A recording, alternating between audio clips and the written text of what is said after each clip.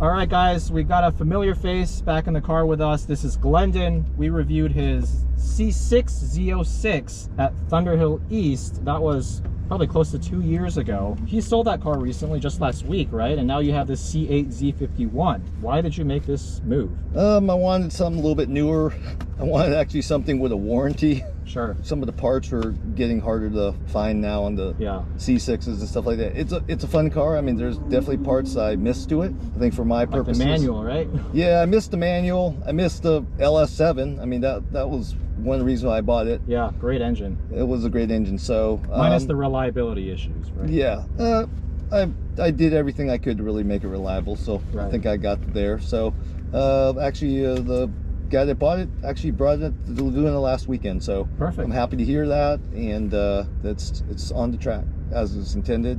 So said I wanted to try a different platform. Definitely think a mid-engine it's the way to go. Yeah. So and in terms of mods, you mentioned you got the AP racing brakes, front and rear AP racing brakes, Apex wheels, Continental ExtremeContact Force 200 tread wear tires. Awesome. I don't think I've tracked on these before. I have them on my NSX, but I haven't tracked on them yet. This is only the second day on the set of tires. So okay. 275 35 18 in the front and 325 30 19 in the rear. Wow. Okay. Coincidentally, that's the stock sizes for a C8 Z51. Front and rear? Yes. Oh, wow. That's funny. Exactly. With a mid-engine car, you definitely want, you know, that stagger.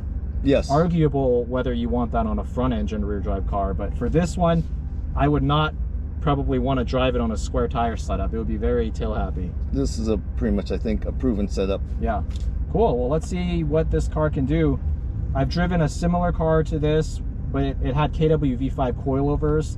That was at Sonoma Raceway. Very good car. So let's see how this does at Laguna.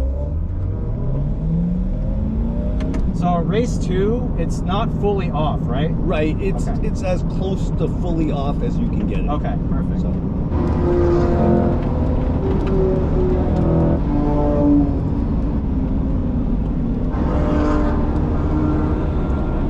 It's a lot of fast cars today. Yes.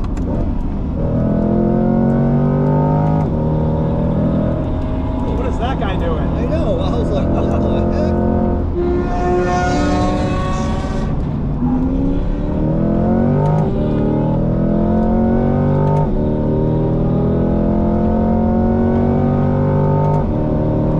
It's getting hot.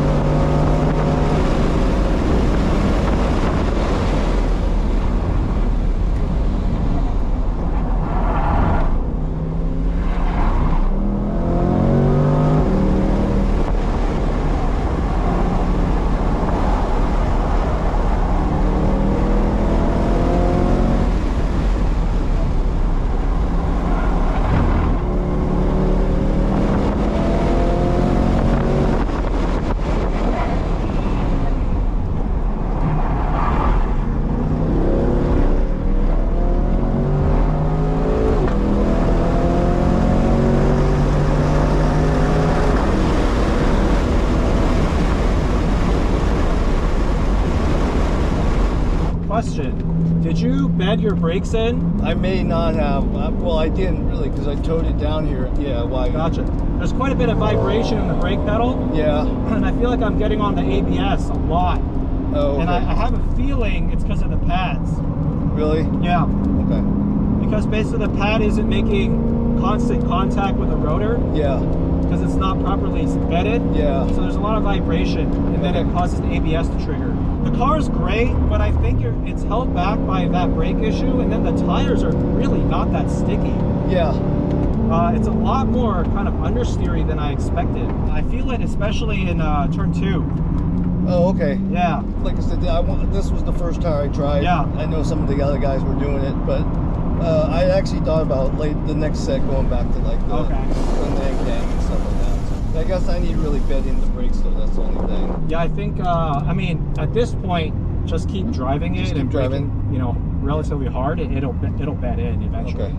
Like I said, I'm here tomorrow too. So. Okay, yeah, it should be okay by tomorrow. The car's fast, but man, because you're on stock suspension, right? It's stock suspension, yeah. I have a full track alignment. You have the track alignment? It understeers more than I expected. Do you know how much camber you have?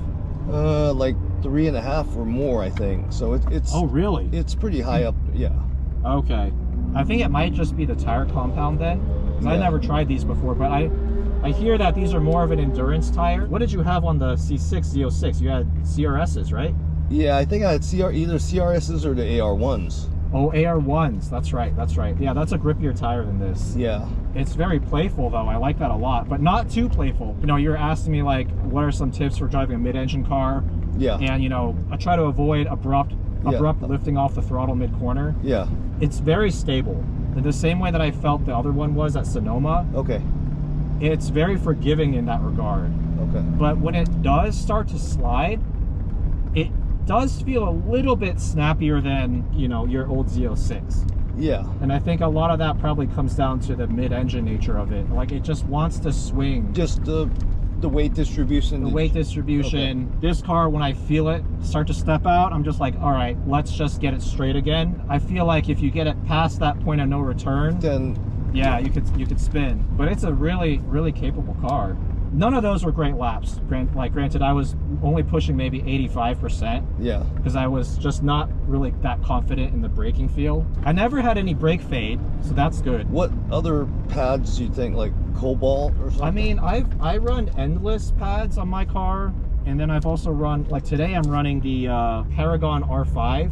They're good for what you pay, definitely. Even with just, you know, 15 minutes of driving, the car is like remarkably easy to learn. Okay. It's not nearly as snappy as some of the other mid-engine cars I've driven. Oh, really? Okay. Maybe that's because the longer wheelbase helps quite a bit. But yeah, I mean, we were getting decimated by all those RSs out there. Yeah. But like C8 Z51 with light mods and tires, kind of like into that almost GT3 territory. Wow. Closer to the GT4 than the 3. Sure. Like if you had even tires, everything else basically stock with just track alignment and pads, at least from behind the wheel, I feel like this might be slightly quicker than a stock GT4. Cornering speed wise, GT4 might have a slight advantage, but this has double wishbones up front, right? Yeah. So in theory, that might offset some of the extra weight of this car versus a GT4. I think it's pretty close between a GT4 and this, but this is like significantly less money.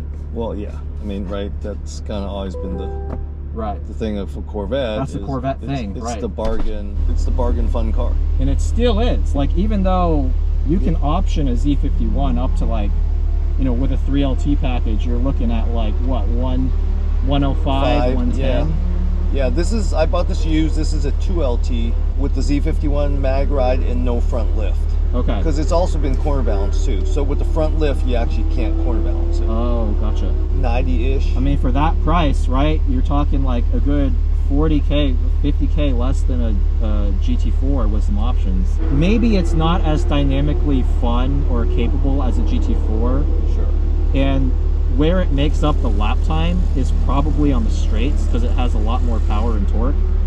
But the fact of the matter is you're doing similar lap times and you're driving home in more comfort. Because you got the mag ride. I won't call it like as high quality of an interior as a Porsche, but sure, you got all the creature comforts. Yeah. Very easy to live with car on the street on a bumpy road that isolates you more from those imperfections on the road. And you got that big old trunk back there. Yeah, that's one of the reasons why I switched from the C6. Yeah. Right, that was a heavily modified car that was really way more geared toward the track, Right. which is fine. But like I said, this year I really didn't get that many track days, so this car at least I can, you know, I can enjoy it. Yeah, so, it's a very, very well-rounded car. That's Yeah. what I really like about this. Yeah. Yeah. All right, Glendon. Well, thanks again for letting me drive it. Anytime. Always a pleasure. Always. See you guys in the next one.